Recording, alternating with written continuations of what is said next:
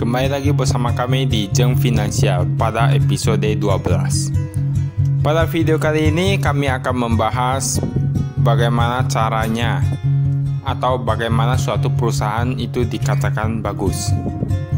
Ya, sebenarnya kami merasa lucu karena mengapa semua orang ingin mencari perusahaan yang bagus untuk diinvestasikan di pasar saham.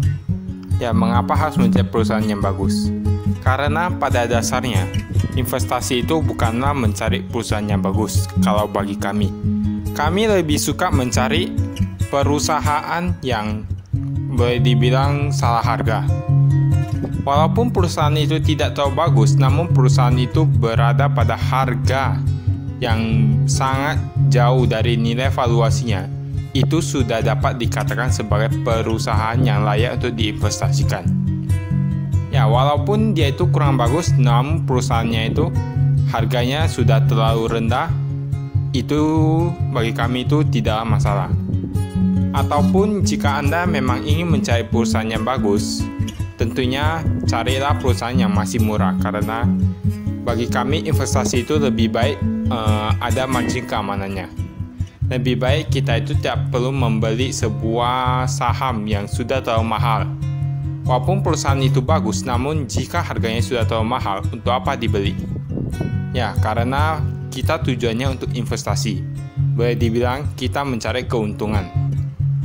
Ya, dengan berinvestasi di pasar saham. Karena itu, sebenarnya investasi di pasar saham itu bukanlah mencari perusahaan yang bagus. Namun kita harus melihat waktu yang tepat untuk melakukan suatu serangan, atau boleh dibilang waktu yang tepat untuk berinvestasi secara penuh. Jika Anda merasa itu ada kesempatan yang bagus atau perusahaan yang salah harga ataupun perusahaan yang sangat berpotensial untuk berkembang di masa depan, Anda boleh untuk menggunakan seluruh ataupun sebagian modal Anda dalam jumlah besar untuk diinvestasikan di saham tersebut.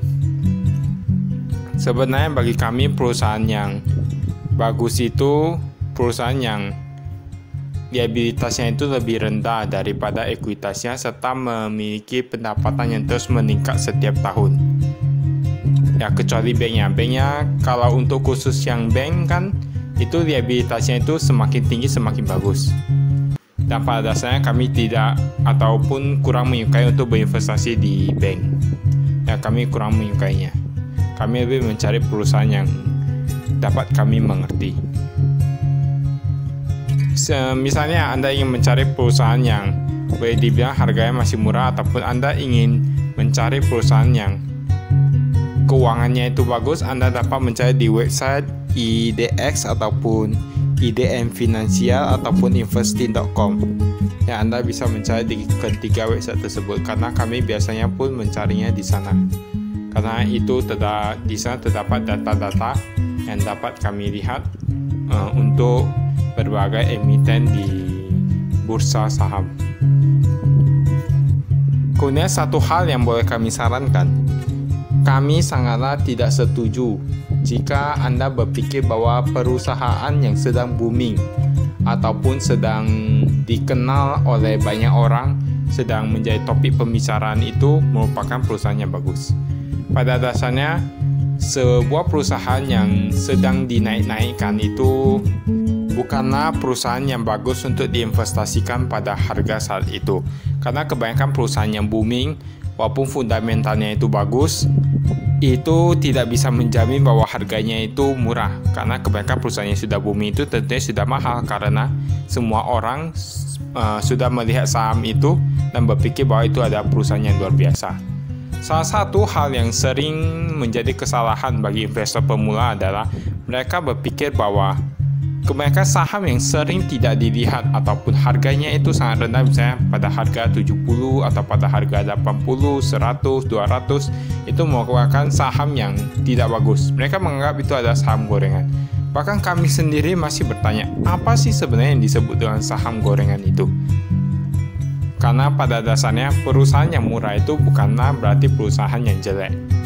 Itu bisa saja perusahaan yang masih berkembang dan mereka memiliki pangsa pasar yang bagus, memiliki fundamental yang bagus, namun mereka masih tidak ataupun belum dilirik oleh para investor retail ataupun yang lainnya.